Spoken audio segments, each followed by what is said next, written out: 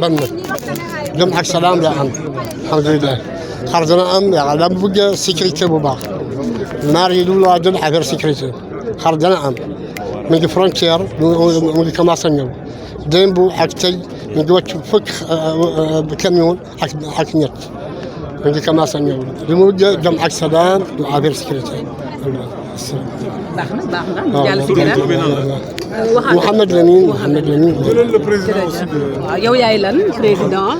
Sandiara président étranger de Mauritanie Sandiara. ci la micro bi. Aliou Ba. sëñ Aliou Ba yow yaa fi lan fii.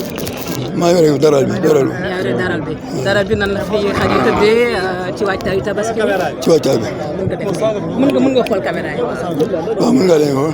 nan la marché bi tëddee lañ bëgg a xam ak xar yi ndax dina doy wam déet. yu bëri am gum nañu de am nañu de ay xar am na fi ne de. xel mën na dal wala. waaw ñu ne suñu xel dalagum na. lan moo fi wàccagum ci xar. lan moo fi wàccagum ci xar. ci xar jàppaguma chiffre bi nag ci dëkk ndax dafa am camion yi am na ñuy bàyyi ko ci dëkk ko fi di indi moo tax jàppuma chiffre ni mu toll daal ci dëkk waaye bari nañu moom waaye jàppuma lim bi moom jàppuma ko. Oui, nous avons eu une très bonne arrivée cette année. Nous avons eu la semaine passée 4000 moutons. Les arrivées ont commencé depuis 2 semaines maintenant et on a eu cette semaine une très forte arrivée de 1200 moutons additionnels. Donc aujourd'hui nous sommes à 5200 moutons au niveau de Sandiara. Nous espérons encore dans une semaine ou deux, nous pourrons arriver au nombre de 8000 moutons. C'est en général le nombre qu'on arrive à avoir ici au niveau de Sandiara. Et généralement, le marché de Sandiara représente quoi en termes de représentativité des marchés nationaux? Alors, au niveau de la région de Thiès, déjà, on est à 200 000. On a un quart des besoins nationaux. Et Sandiara représente certainement plus de 30% de ces besoins. Donc, ça veut dire tout simplement que, bon an, mal an, chaque année, nous attendons 20 000 moutons au niveau de toute la commune. Et ce marché de Sandiara, ce n'est pas seulement un marché de Bourg. C'est un marché qui va toucher presque toutes les communes.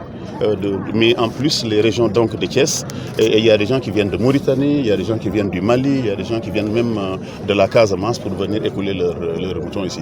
Je crois que le principal point que nous avons ici, sur lequel nous avons, c'est la sécurité. Et donc nous avons la gendarmerie de Sandiara avec la mairie qui a mis en place un système de lumière comme vous le voyez.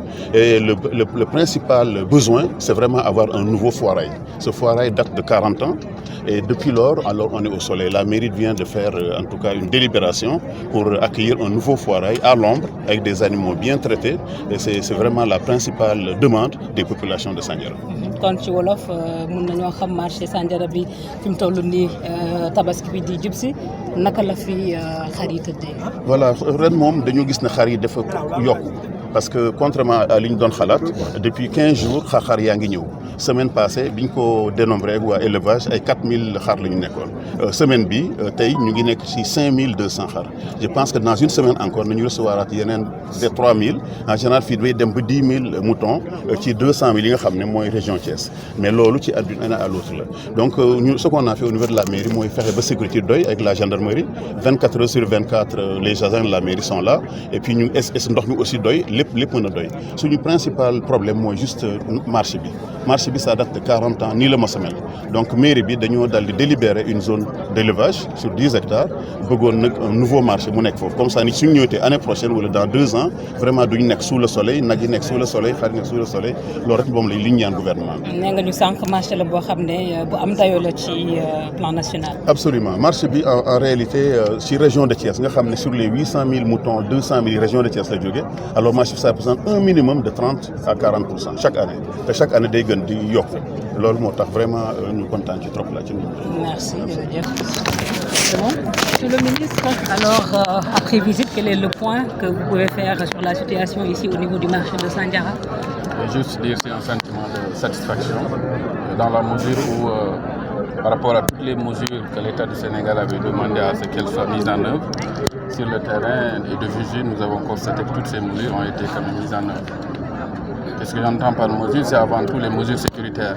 Tout à l'heure, l'ensemble des acteurs qui ont intervenu ont signifié quand même que la sécurité est de mise au niveau de Sandiara.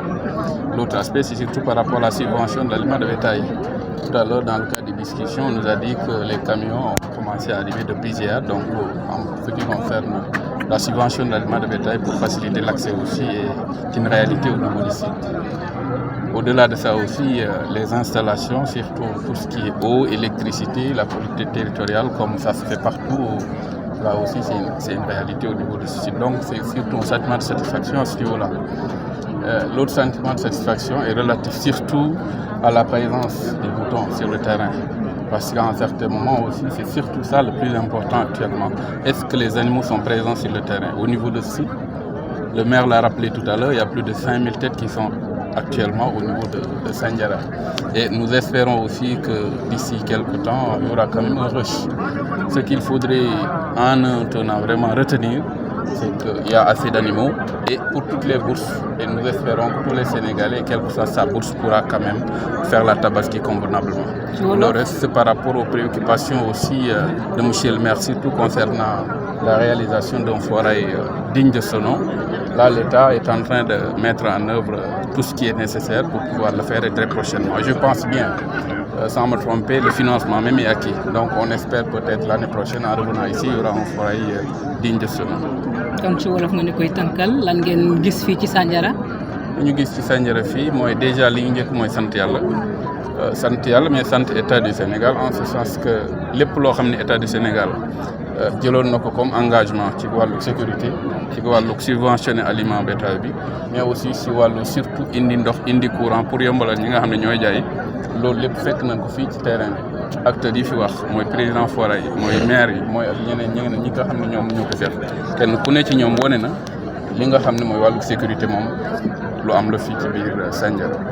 beneen aspect bi mooy wàllug aliment de bétail président def nañu période tabaski su ñëwee nañu wàññi lu doon jar ñaari junni nañ ko jaayee junni.